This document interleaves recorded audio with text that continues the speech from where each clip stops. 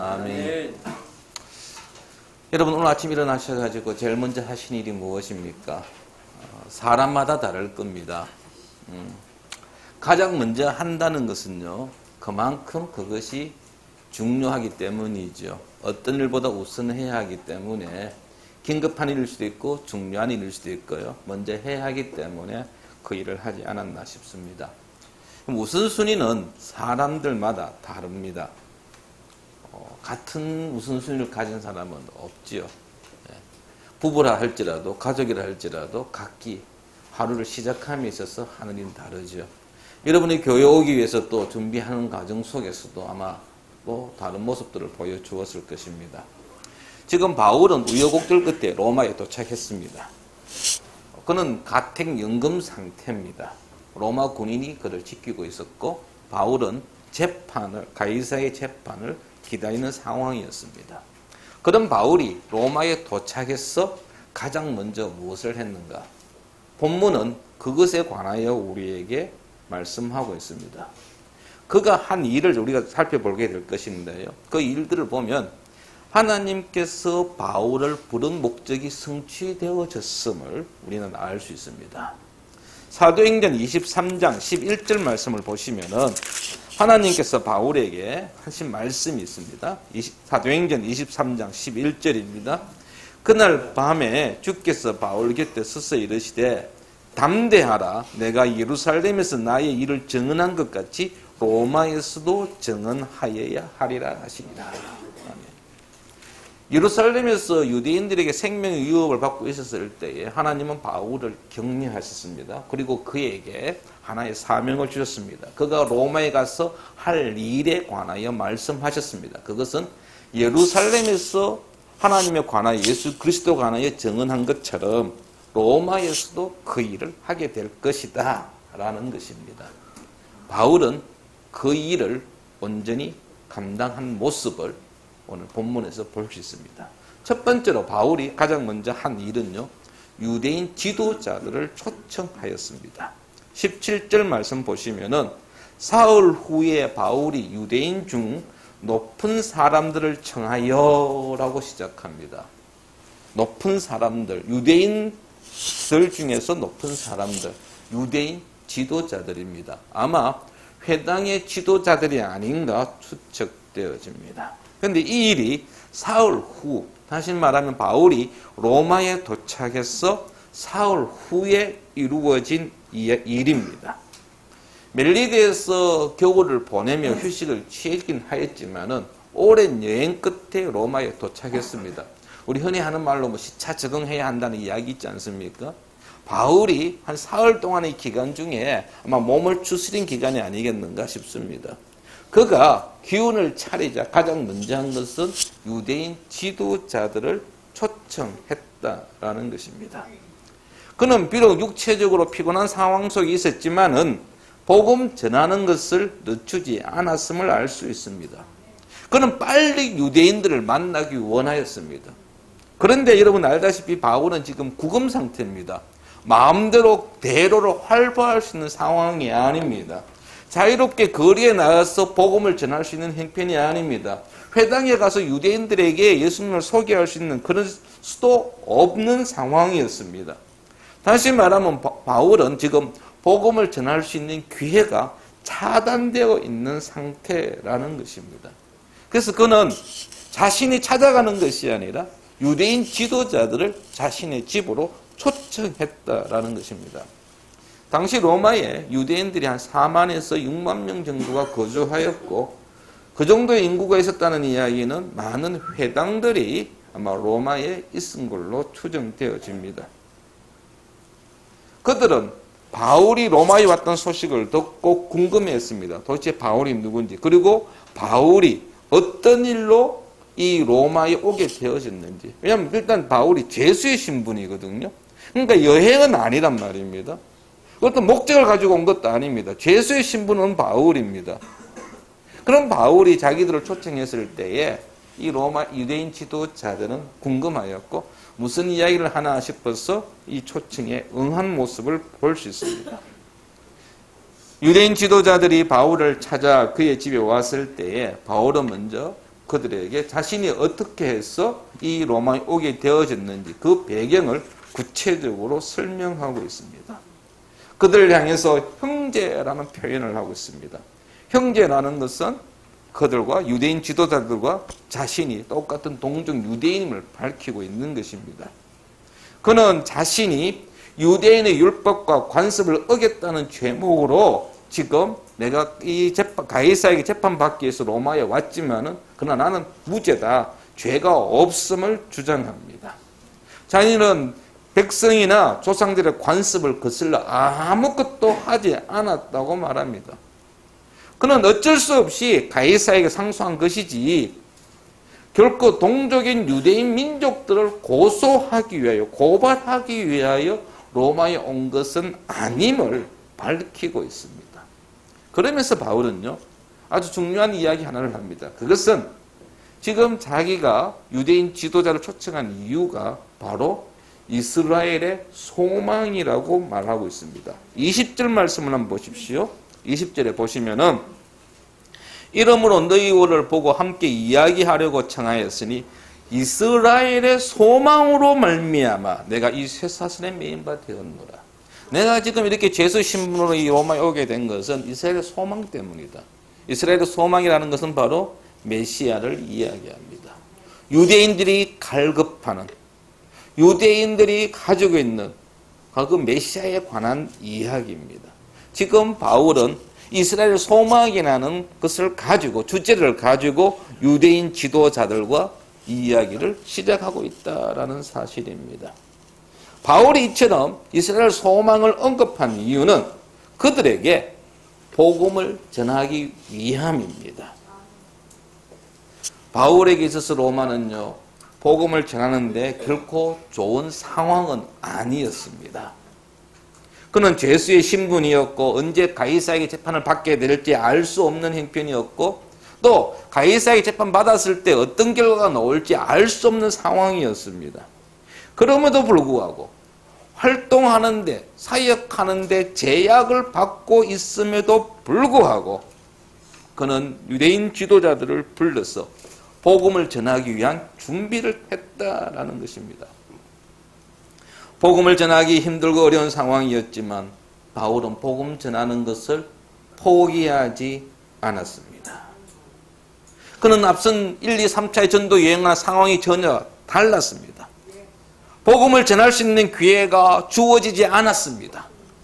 그럼에도 불구하고 그는 그 상황 속에서 전략을 바꾸어서 복음을 전할 기회를 찾고 있었다라는 것입니다. 우리는 여기에서 바울의 복음에 대한 열정을 엿볼 수 있습니다.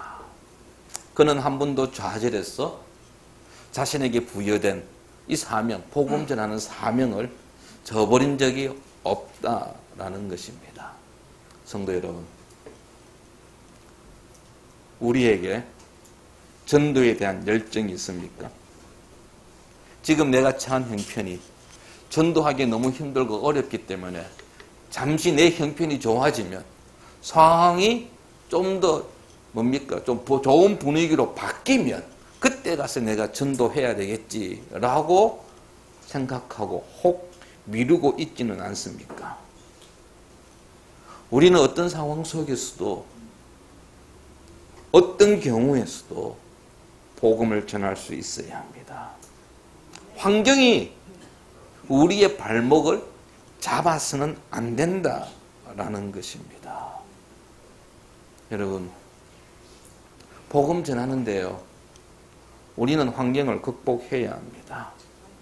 우리에게 복음을 전하고자 하는 열정이 있을 때에 하나님께서 우리에게 지혜를 주시고 우리에게 능력을 주십니다. 우리는 그 능력으로 우리의 가정에서 우리의 일터에서 내가 있는 그 삶의 현장 속에서 복음 전하는 자가 될 수 있다라는 것입니다. 내 힘과 내 능력으로 하려니까 힘들고 어렵습니다. 좌절되어지기도 합니다. 그러나 하나님의 능력으로 하나님 주시는 공급되어진 그 힘으로 우리가 이 일을 감당하고자 하는 열정만 있다고 한다면 우리는 얼마든지 그 환경을 극복할 수 있다라는 것입니다. 여러분 방법 있습니다. 찾아보면 방법 나옵니다. 두 번째로요. 바울은 드디어 유대인들에게 복음을 전합니다. 자신과 예수 그리스도에 관해서 관심 있는 유대인 지도자들이 모이고 그들에게 변명하고 난 다음에 그들과 약속을 합니다. 자, 그렇다고 한다면 언제 우리가 다시 한번 만나겠느냐? 그래서 날짜를 잡고 장소를 정했습니다. 그리고 그 날짜가 되자 이 유대인 지도자들이 오는데 유대인 지도자들뿐만 아니라 관심 있어 하는 많은 유대인들도 바울이 있는 숙소로 찾아옵니다. 기독교에 대하여 소문을 듣고 있었던 이 유대인들, 로마에 있는 유대인들이 이제 그것을 좀 더 알기 위해서 호기심을 가지고 바울을 찾아옵니다. 그럴 때 바울은 그 기회를 놓치지 아니하였습니다. 23절 말씀 보십시오. 우리 같이 한번 읽어보겠습니다. 23절. 그들이 날짜를 정하고 그가 유숙하는 집에 많이 오니 바울이 아침부터 하나님의 나라를 증언하고 모세의 율법과 선자의 말을 가지고 예수에 대하여 권하더라. 아멘. 바울이 복음을 전하는데요. 아침부터 저녁까지입니다. 한두 시간 하고 끝낸 게 아닙니다. 하루 종일 내내 바울은 찾아온 이들을 향하여서 복음을 전했습니다. 하나님의 나라를 증거했습니다. 하나님 나라에 관한 모든 것들을 설명했습니다. 뿐만 아닙니다. 여기 보니까 모세의 율법과 선지자의 말이라고 되어 있습니다. 모세의 율법과 선지자의 말은 구약 성경을 이야기합니다.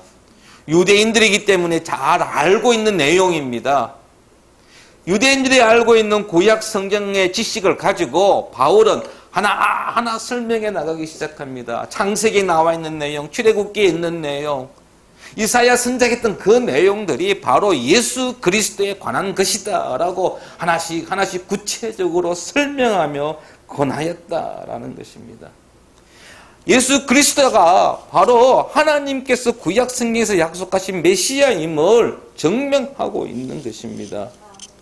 예수님이 이 땅에 오심과 그분의 생애와 그분의 죽음과 그분의 부활을 통하여서 하나님께서 약속하신 모든 것들이, 이스라엘 백성들에게 약속하신 모든 것들이 다 이루어졌음을, 성취되어졌음을 바울은 증명하고 있는 것입니다. 구약 성경의 핵심이 바로 예수 그리스도이심을 바울은 정확하게 알고 있었고 그 사실을 가르쳤다라는 것입니다. 그런데 하나 우리 여기서 볼 게 있습니다. 그것은 바울이 단순히 복음을 설명한 것으로 그치지 않았다는 사실입니다. 23절 마지막 단어를 보십시오. 권하더라 했습니다. 권하더라. 이 단어가 갖고 있는 의미가요, 헬라어에 보면은 설득하다는 의미가 있습니다. 상대방을 납득시킨다는 뜻이 있습니다. 확신시킨다는 뜻이 있습니다. 단순히 거기에 모인 유대인들에게 예수는 나사렛에서 자랐고 그리고 33년 동안 이 땅에서 살았고 3일 만에 십자가에 못 박혀 죽으셨고 그리고 사흘 만에 부활하셨습니다 라는 예수님께 행하신 기적들, 예수님이 선포하신 말씀들을 쭉 나열하며 설명한 것이 아니라 그게다 플러스 알파, 지금 바울의 설교를 듣고 있는 그 무리들이 자기가 전하는 예수님의 이야기를 듣고 예수님이 진실로 하나님이 약속하신 메시아구나 라는 사실을 깨닫도록 확신시키도록 바울이 애를 썼다라는 것입니다. 저는 이 말씀 묵상하면서 이 단어를 보면서요, 참 많은 도전을 받았습니다. 우리는 전도할 때 그냥 전도지 나누고 예수님 믿으십시오. 그리고 좀 관심이 있으면은 예수님은 이런 분입니다 하고 설명해 줍니다. 그런데 우리가 과연 그들에게 권하는 행위는 얼마나 했는가? 그들을 얼마나 설득하였는가?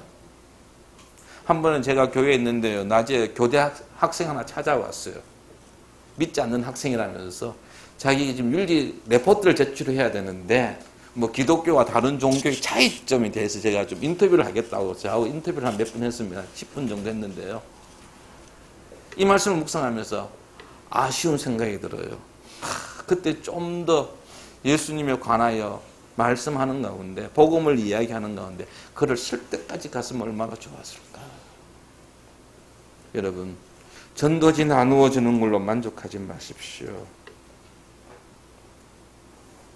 우리 입술을 더 크게 열어야 합니다. 예수님이 누구인지 정확하게 선포해야 합니다. 그리고 복음을 듣는 그 상대방이 오늘 우리 박사님처럼 세례받을 수 있도록 자신의 입술로 신앙 고백하여 세례받을 수 있도록 결단을 내릴 수 있도록 우린 옆에서 도와주어야 한다는 것입니다. 그런데 이것은 그냥 이루어지지 않습니다. 우리 자신이 먼저 복음에 대해서 바로 알아야 됩니다. 내가 복음을 알지 못하고서, 내가 복음을 경험하지 않고서는 여러분 복음을 온전히 설명할 수 없고 권면할 수 없습니다. 내가 쓰보니 좋았을 때에 뭐합니까? 이웃에게 권할 수 있습니다. 내가 써가지고, 내가 사용해가지고 나에게 유익하고 나에게 도움이 되었을 때 우리는 주변 사람들에게 이거 한번 사용해 보라고 권면합니다. 내가 경험하지 않았는데 어떻게 권면할 수 있습니까? 내년도 우리 교회 표어가요, 복음으로 변화되고 복음을 전하자입니다. 그런데 제가 제일 처음에 이 표현을 정했을 때는요, 바꿨습니다. 처음에 제가 잡은 표현은요, 복음을 전하고 복음으로 변화되자였습니다. 그런데 이 표현을 가지고 계속 기도하는 가운데 저한테 딱 와닿는 게 있어요. 우리가 먼저 복음을 경험해서 변하지 않는다면 어떻게 복음을 전할 수 있겠느냐는 것입니다. 내가 복음 때문에 누리는 유익함이 있어야지만이 아직도 복음을 알지 못하는 이웃들에게, 직장 동료들에게 이 복음을 전할 수 있지 않겠는가. 성도 여러분, 우리 자신이 먼저 복음의 맛을 보아야 합니다. 지속적인 말씀 묵상을 통하여 하나님을 알아가고, 그리고 내가 경험할 때에 그 하나님을 소개할 수 있다는 사실을 꼭 기억하십시오. 마지막으로 바울은요, 복음을 거절하는 유대인들을 질책했습니다. 바울이 복음을 전하였을 때 반응이 둘로 나뉘었습니다. 24절 말씀을 보십시오. 24절 같이 한번 읽어보겠습니다. 그 말을 믿는 사람도 있고 믿지 아니하는 사람도 있어. 예나 지금이나 마찬가지입니다. 똑같습니다. 우리가 전할 때나 이런 위대한 사도 바울입니다. 수많은 사람들을 주님 앞으로 회심케 한 사람입니다. 수많은 지역에 교회를 세운 사람입니다. 그런 바울도 복음을 전하였을 때 믿는 사람이 있고 설득당한 사람이 있고 또 어떤 사람이 있었다고요? 설득당하지 않은 무리도 있었다는 겁니다. 우리가 여러분 전도할 때에 100% 그 사람 다 받아들이느냐? 아니죠. 바울도 하지 못하는 일입니다. 그래서 여러분들 전도해가지고 설득당하지 아니했다고 해가지고 실망하거나 낙담하거나 좌절할 이유 없습니다. 바울이 최선을 다해서 설득하였음에도 불구하고 믿지 않는 자들이 생기자 바울은 이사야 6장 9절과 10절 말씀을 인용하면서 그들을 질책합니다. 이사야가 책망한 사람들이 바로 그들이라고 이야기하고 있습니다. 예수님께서 믿지 않는 자들을 향하여 하신 말씀이기도 합니다. 유대인들이 복음 앞에서 지속적으로 보인 불신앙의 원인을 이사야 6장 9절 말씀과 10절 말씀에서 언급하고 있습니다. 들어도 보아도 깨닫지 못하고 보지 못하는 이유가 무엇이냐? 완악한 마음이라는 것입니다. 둔해진 귀와 감겨진 눈이라는 것입니다. 그러자 바울은 믿지 않는 유대인들을 질책하고 난 다음에 이제부터는 하나님의 말씀을 듣기를 갈망하는 이방인들에게 복음이 선포되어질 것을 단언하였습니다. 그래서 28절에 나옵니다. 그런즉 하나님의 이 구원이 이방인에게로 보내어진 줄 알라. 이방인에게로. 이제 바울은 로마에 있는 동안에 유대인들에게 뿐만 아니라 로마에 있는 이방인들에게 내가 복음을 전하겠다고 선포하고 있습니다. 로마 유대인들만이 아니라 이방인이라 할지라도 복음이 필요한 자들에게 있다면은 그들에게 찾아가서 전도하겠다는 바울의 선언입니다. 우리가 복음을 전할 때 강하게 거부하는 자들이 있습니다. 아예 들으려고 하지 않는 완고한 자들이 있습니다. 우리는 그들을 어떻게 해야 합니까? 포기하고 싶죠. 우리가 그들을 긍휼히 여기며 복음 전하는 것을 포기해서는 안 됩니다. 바울이 전도 여행하는 과정 속에서 여러분 보시면 제일 먼저 전도의 대상자가 유대인이었습니다. 유대인들이 거부하자, 회당에서 거부를 당하자 그가 만난 사람은 이방인들이었습니다. 그런데 로마에서 누구에게 찾아갑니까? 이방인이 아니고 유대인입니다. 바울에게 있어서 제일 1순위는 유대인이었습니다. 동족이었습니다. 그 동족이 복음을 받아들이지 않는 것에 대해서 바울은 안타까워하고 슬퍼했습니다. 성도 여러분, 우리가 전도할 때 제일 1순위는 우리의 가족입니다. 하나님께서 저에게 올해 한 가정을 위해서 마음을 주시더라고요. 그게 누구냐? 바로 제 처남 가족입니다. 교회 개척해가지고 몇 번 교회를 오긴 했지만은요. 지금은 교회를 아예 그 조기 축구회 때문에 교회를 못 나오겠다더라고요. 그래서 등산 좋아하고 축구 좋아하고 낚시 좋아하는 사람들은 참 이 교회 전도하기가 힘들다는 것을 제가 참 경험했습니다. 그래서 지금 그 가정을 위해서 계속 기도하고 있고 내년에는 어떻게 해서든지 그 가정을 한번 주님 앞으로 인도해야 되겠다는 그런 마음을 제가 가지고 있는데요. 여러분, 우리 가족들 중에 아직 믿지 아니하는 자가 있다면은 우리는 그들을 누구보다도 긍휼히 여기며 마지막까지 그 영혼을 위해서 기도하며 전도해야 할 것입니다. 그렇다고 해서 그들에게 여러분, 그들로 인하여서 다른 사람들에게 전도하는 것을 포기하지 마십시오. 그들 외에도, 가족들 외에도 우리 주변에는 많은 전도 대상자들이 있습니다. 우리의 전도를 기다리는 자들이 있습니다. 우리는 그들을 찾아가서 복음을 전해야 합니다. 복음을 필요로 하지 않는 사람은 없습니다. 많이 배웠든 못 배웠든 부자이든 가난한 사람이든 10대이든 70대이든 우리는 전해야 합니다. 그리고 그들이 복음을 받아들이지 않는다고 하여 실망하거나 좌절하지 마십시오. 우리는 알 수 없습니다만은 우리가 뿌린 그 전도의 씨앗이 풍성한 열매를 하나님께서는 굳어 가실 것입니다. 어느 목사님이 이런 이야기를 했습니다. 전도는 어명이다. 어명이 내려지면 모든 신하는, 모든 백성은 그 어명을 따라야 합니다. 전도는 우리 그리스도인에게 있어서 선택이 아닙니다. 필수입니다. 그런데 그렇게 생각하지 않는 사람들이 있다는 사실이 참 우리로 하여금, 저로 하여금 슬퍼하게 만들었습니다. 얼마 전에 신문에 보니까 여론조사 전문기관인 GNCOM 리서치에서 20세 이상의 그 교인들 500명을 대상으로 설문조사를 했습니다. 그 설문조사 내용 중에서 지금 출석하고 있는 교회를 떠나고 싶은 사람이 얼마나 있느냐 조사를 했더니 30%가 넘습니다.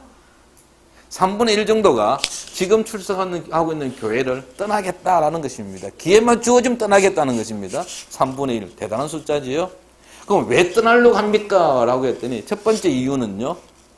내가 이 교회에서 제대로 교육받지 못하고 훈련받지 못하기 때문에 좀 더 훈련 시스템, 내가 양육되어 줄 수 있는 그런 체제가 갖추어진 교회로 가겠다라는 겁니다.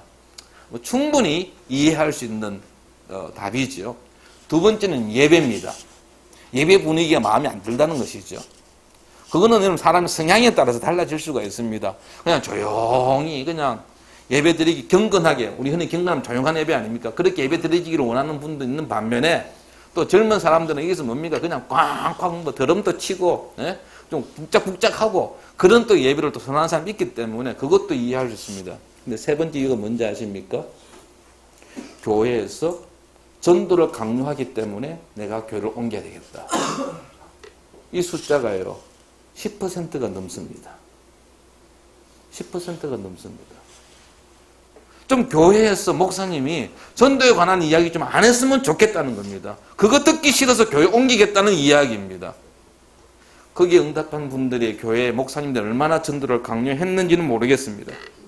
그런데 전도하는 것이 부담이 되어서 교회를 떠나겠다고 한다면 참 안타까운 이야기입니다.